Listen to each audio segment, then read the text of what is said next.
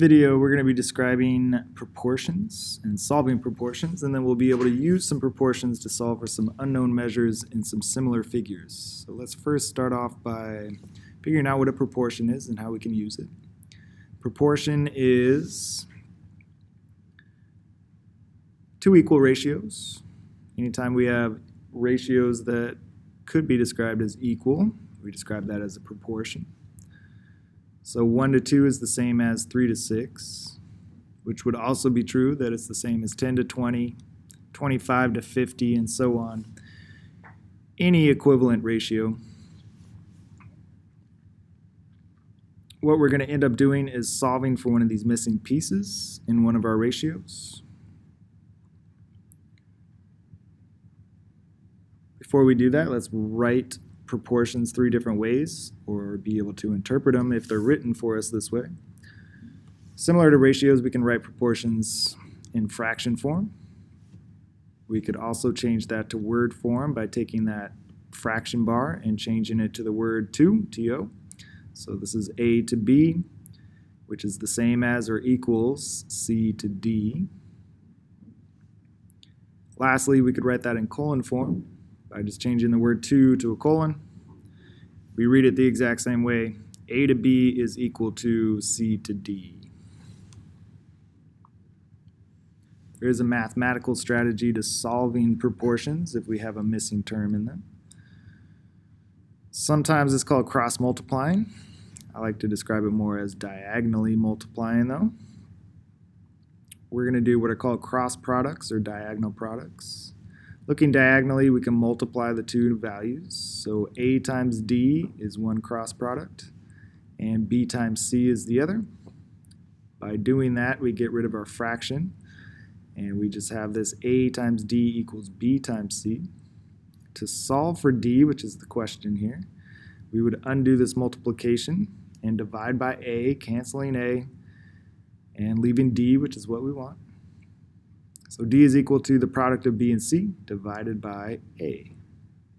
Another way that you can think about this, which is maybe more mathematically appropriate, to get rid of fractions, we multiply by the denominator. So if I multiply this fraction by B, that gets multiplied by C over here on the other side. Multiplying this side by D will undo the D and bring it over here to be multiplied. So in a sense, because we're multiplying both sides by each of the denominators, we're canceling the denominators and therefore multiplying by the value that was diagonal from it.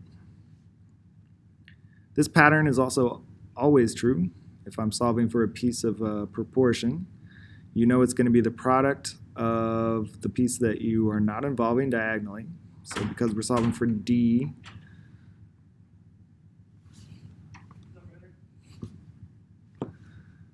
we're going to multiply B times C.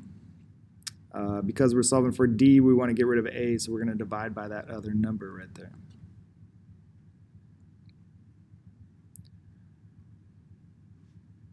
All right, let's solve some proportions.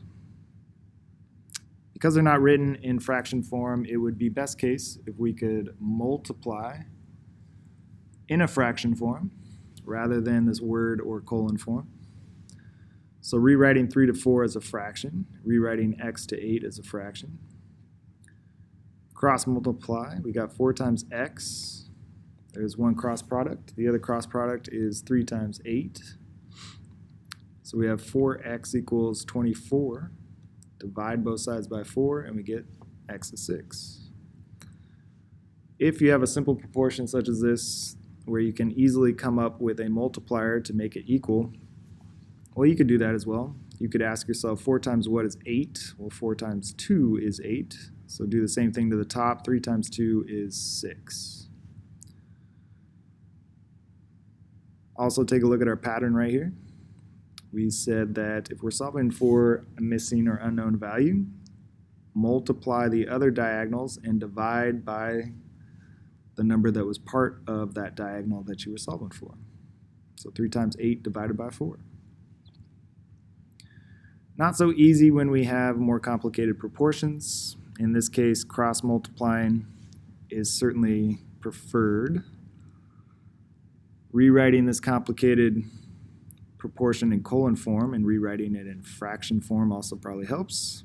So x plus 3 over 6 is our first ratio. Set that equal to x minus 2 over 4. So here our cross product is 4 times the quantity x plus 3. Be careful. I like to rewrite it to remind myself that I need to distribute that number into both of these terms. We got two things we need to multiply by, so make sure you multiply 4 times x and 4 times 3. On the other side, we got the cross product, 6 times x minus 2. Distribute that 6 to both the x and the negative 2. So when we distribute and multiply, we have 4x plus 12. And on the other side, we have 6x minus 12. Subtracting 4x from both sides will give us a positive 2x. If I move my x's to the right side, I want to move my numbers to the left side. So I'm going to get rid of this negative 12 by adding 12 to both sides. So now I have 12 doubled over here, which is 24. One last step, undo your multiplication by dividing by 2, and x is 12. It is true that you can check your answers and proportions by plugging them back into your original equation and make sure that you simplify your ratios as far as possible. So plugging the 12 back into the x here, 12 plus 3 is 15. So I have 15 over 6. 12 into the x here, 12 minus 2 is going to give me 10 over 4. So as it looks right now, they don't look equal. So that's why I want to emphasize reducing your ratios before you compare them. 15 over 6 could be reduced by 3 and get 5 over 2. 10 over 4 could be reduced or divided by 2 to get 5 over 2. And now we see that we have equal ratios.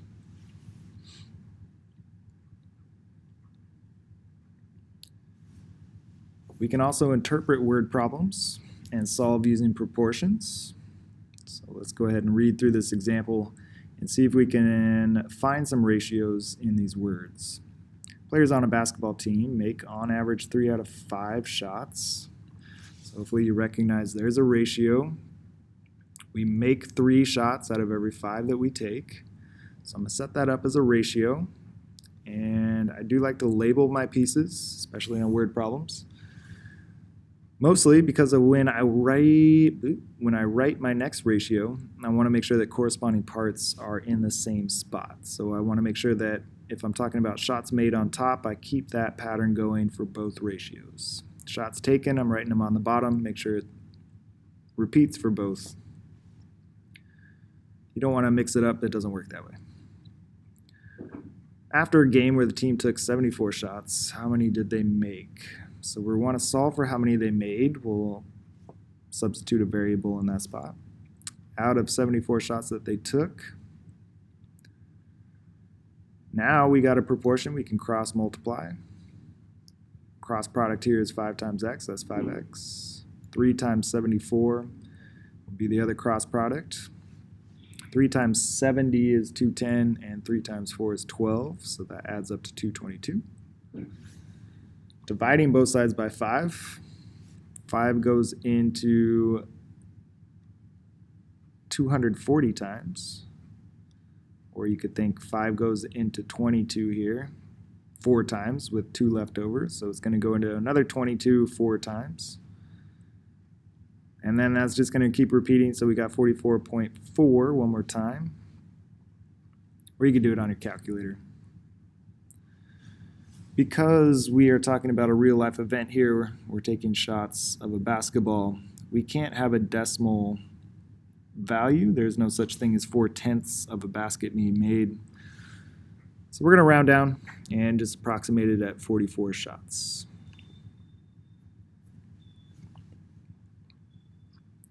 One more time, you can try this one out on your own and check your work.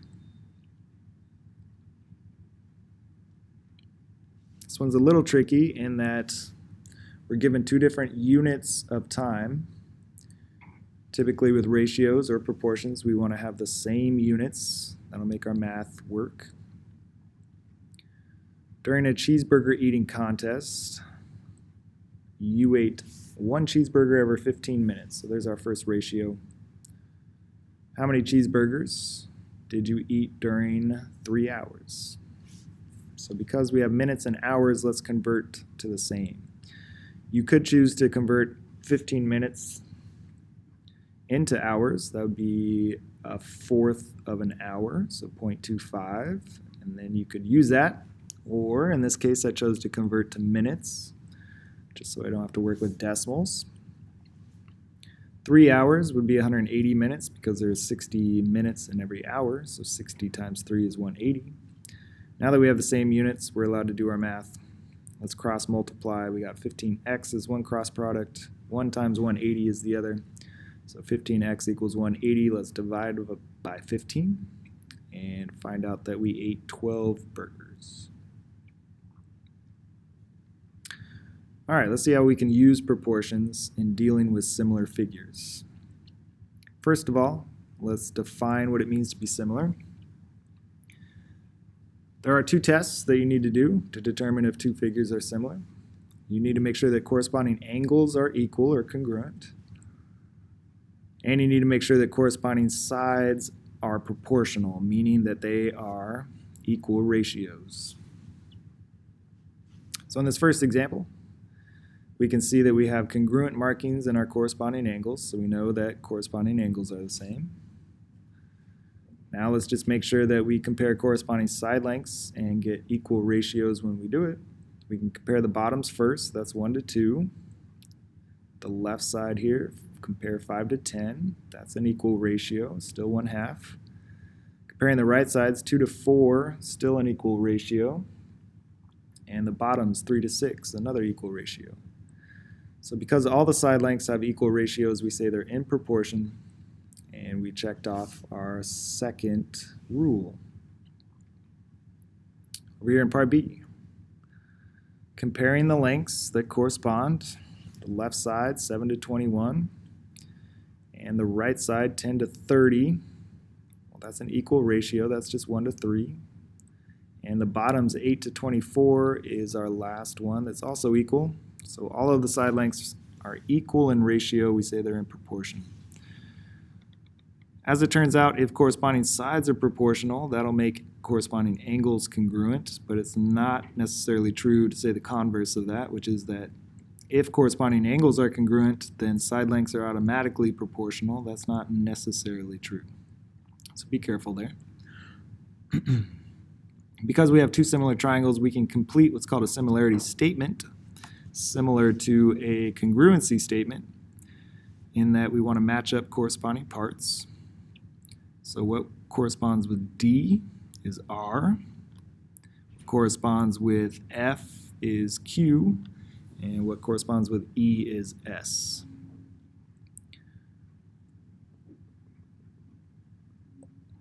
The next example, we're going to practice using that definition to prove if figures are similar by setting up ratios of corresponding sides as you go around your shape and reducing those ratios if you need to.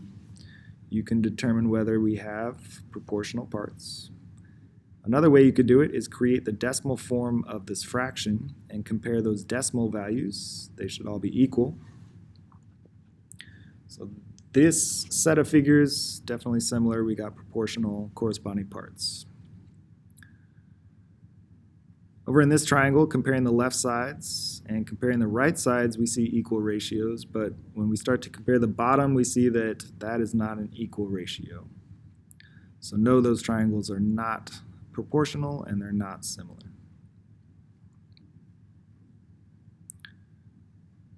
All right, here's how we can use proportions to solve for unknown side lengths.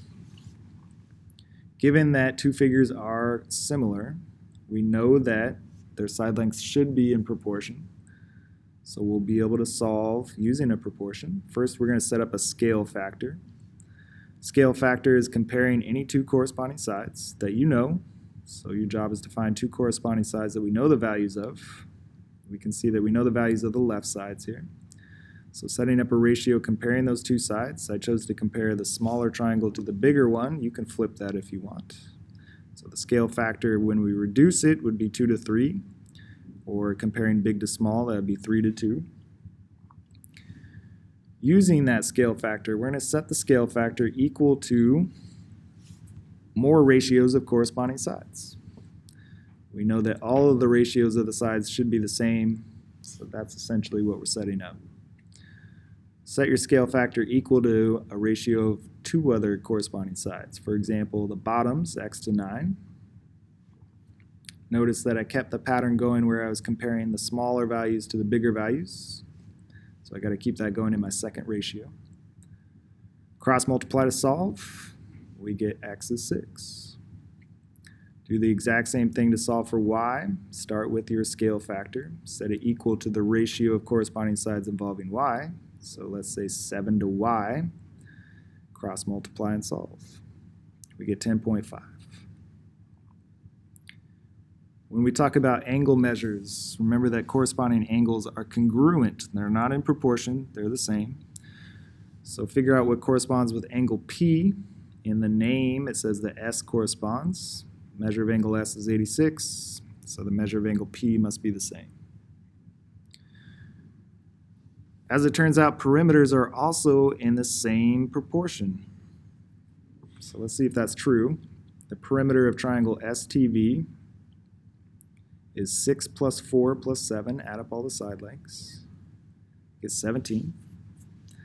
Perimeter of triangle PQR, also just adding up all the side lengths, we get 25.5. When you first look at this ratio compared to this ratio, they may not seem equal, but there's a couple of ways that you can prove that they're equal. One is to convert it to decimal form, so 17 divided by 25.5 gives you the same decimal value as 2 divided by 3. They're both 0.66 repeating. Another way you could do it is you could double the values in this ratio and get 34 to 51. That's still an equal ratio. And if you divide top and bottom by 17, their common factor, well then you can reduce it down to 2/3. Now they definitely look the same. So as it turns out, perimeters of similar figures are also in proportion. One more time, you can solve this last example and check your work.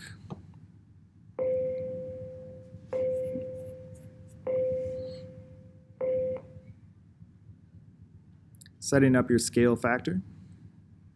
Seeing that we know the top sides, we can set those up as a ratio and reduce down to 3/5 or 5 to 3, depending on which way you are comparing. Using the scale factor and setting up two more corresponding sides. X corresponds with the value of 25 there. Cross multiply and solve, we get 15. Again, using our scale factor, 3 to 5, and setting up corresponding parts that involve y, like 15 to y. Cross multiply and solve, we get 25.